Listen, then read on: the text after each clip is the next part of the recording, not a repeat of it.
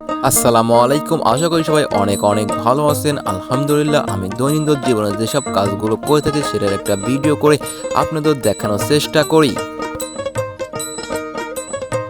আজকে আমাদের কাজ হচ্ছে এই 20 শতক জমি ধান লাগানো শেষ করে তারপর আমরা বিকেলে যাব নদীর পাড়ে ঘুরতে, যার জন্য আমরা সকাল সকাল গেছিলাম ধানের চারার আপর এবং ধানের চারার আপর থেকে ধানের চারা উঠিয়ে কিছু হালকা পাতলা খাবার খেয়ে আমরা চলে এসেছি ধান লাগানোর জন্য ধানের জমিতে। এর জন্য আমরা এই জমিতে ধান লাগানোর জন্য এসেছি মোট 4 জন লোক, এবং 4 জন লোক মিলিয়ে আমরা মোট 1-1.5 ঘন্টা ধান লাগালেই এই জমিতে ধান লাগানো শেষ হবে। তারপর আমরা বাড়ি যেয়ে গোসল টোসল করে একটু রেস্ট নিয়ে আমরা বিকেলে যাব নদীর পাড়ে ঘুরতে। আলহামদুলিল্লাহ, আজকের আবহাওয়াটা অসাধারণ, মেঘলা মেঘলা আকাশ এবং মিষ্টি মিষ্টি রোদ। এর মধ্যে আমরা ধান লাগাচ্ছি, খুব ভালো লাগতেছে এবং মিষ্টি মিষ্টি বাতাস আছে। প্রায় 1 থেকে 1.5 ঘন্টা ধান লাগানোর কাজ শেষ করে আমরা চলে আসি বাড়ি, এবং বাড়িতে এসে গোসল টোসল করে খাওয়া দাওয়া করে একটু রেস্ট নিয়ে আমরা গাড়ি নিয়ে বেরিয়ে পড়েছি 3 জন লোক। আমরা আজকে নদীর পাড়ে ঘুরতে যাচ্ছি। আজকের আবহাওয়াটা সুন্দর আছে এবং আমাদের আজকে ঘুরতেও ভালো লাগবে।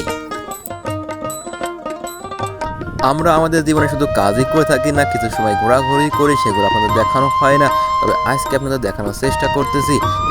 দেখতে দেখতে পিচ ঢালাই পথ ধরে আমরা চলে আসলাম পদ্মা নদীর পাড়ে। বাংলাদেশের বৃহত্তম নদী পদ্মা নদী, সেটা বয়ে গেছে আমাদের রাজবাড়ী জেলার পাশ দিয়ে। আমরা সেখানেই আসছি আজকে বিকেলে ঘুরতে, এবং এসে দেখি যে অনেক জনসমাবেশ হয়ে গেছে এখানে।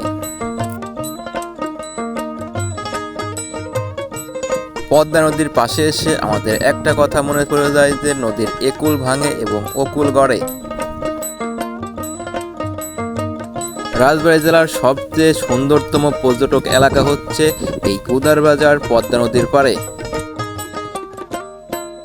এখানে এসে আমরা অনেকটা সময় ধরে এই প্রাকৃতিক সৌন্দর্য উপভোগ করতে থাকলাম।